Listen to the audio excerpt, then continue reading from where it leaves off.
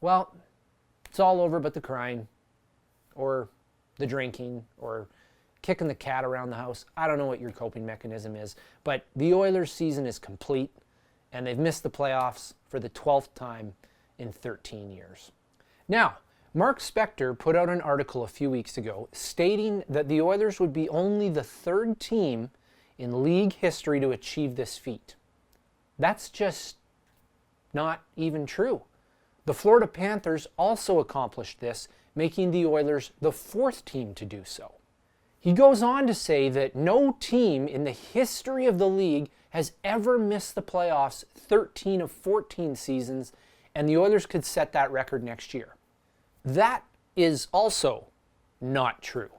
Those same Florida Panthers that Spector forgot about earlier accomplished this from 2001 to 2014-15. I see this all the time when it comes to Edmonton. People exaggerating things to try and make the Oilers look bad. Just a heads up, folks, when it comes to the Oilers, there's no need for fake news. Just the straight up facts are disturbing enough. For example, since Daryl Katz purchased the Edmonton Oilers, they have won less games than any other franchise, excluding the Golden Knights, of course. In that time, the Oilers are 40 points worse than the next lowest team in the standings, the Buffalo Sabres. They're also tied for the fewest playoff games played with just 13. Now, the reason that I'm only referring to the last 10 years specifically is because under Daryl Katz's ownership, the Oilers have been an absolute disgrace. First of all, they've embarrassed the National Hockey League. Shortly after the Oilers selected first overall for 3 consecutive years, the league decided to change the draft lottery system.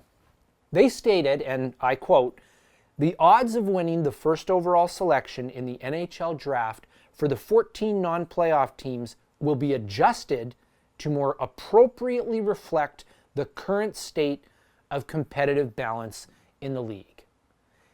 Basically, the league recognized that the Oilers weren't getting any better, and they wanted to give some other teams an opportunity to get some top young talent. Well, the Oilers made a mockery of these new rules by winning the draft lottery under the revised system. Secondly, the Oilers have and continue to embarrass themselves. Visually, to me, we're a better hockey team. So I think I know a little bit about winning, if there's ever a concern. There's something in the water here in Edmonton that we don't have right. There are plenty more meme-worthy quotes where that came from, as I'm sure you know. And as if it wasn't embarrassing enough to have a lack of success on the ice, the people making decisions for the Oilers have repeatedly put their foot in their mouth when questioned about why the team, under their watch, has continued to suck.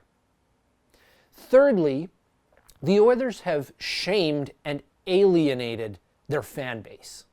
I can't imagine being a season ticket holder and spending my hard-earned money to go out in the freezing cold 41 times a year to watch meaningless hockey. All I can do is speak from my own personal experience.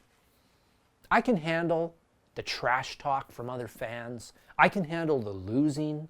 I can handle the bad trades. All that stuff is brutal, but the one thing I hate is being associated with an organization that contradicts my values and beliefs. It has required a lot of cognitive dissonance on my part to stay loyal to this laughingstock. Bob Nicholson's little tirade about Toby Reeder demonstrates just how awful the Oilers leadership group really is. Good leaders build people up, not tear them down.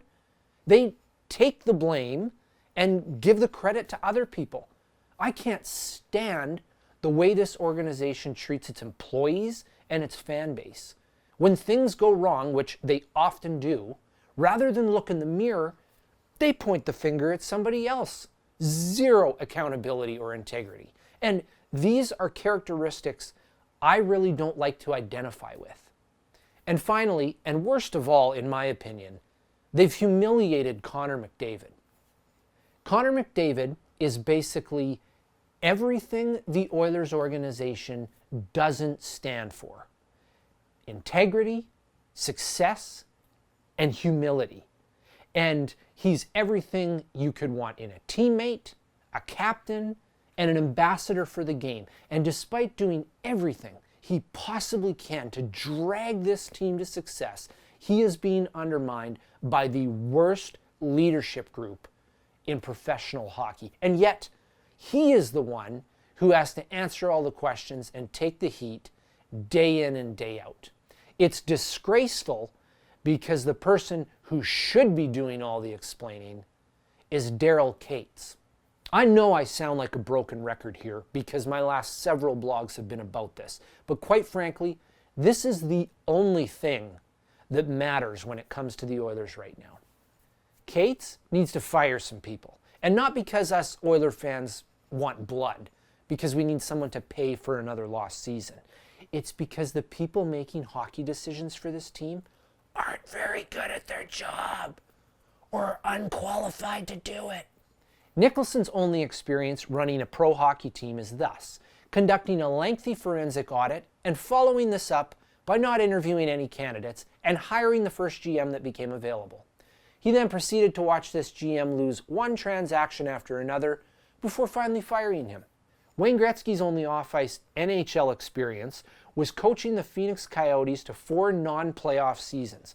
I'm not sure if he even makes personnel decisions or if he just brings the decanter to post-game parties. Kevin Lowe retired from playing in the summer of 1998 and was the Oilers' general manager within just over 2 years. In the 18 seasons he has been in leadership with the Oilers, they made the playoffs 4 times. Keith Gretzky's area of expertise is the draft. Why on earth would you hire this guy to make really difficult trades to clear salary cap space? I don't mind what he's done since he's been here, but stay in your lane, Keith. Craig McTavish's boldest move as general manager was creating a Skype for Business account and actually using it. Scott Howson blows Kevin Lowe's leadership record out of the water, as teams he's worked for have made the playoffs 6 of 18 years for a success rate of 33%. Katz needs to put an end to this nonsense. If the Oilers win the draft lottery again tomorrow night, he can't give these guys a mulligan on the last several seasons. Connor McDavid was their get-out-of-jail-free card, and they already wasted that. Fire everyone. Thank you, and goodbye.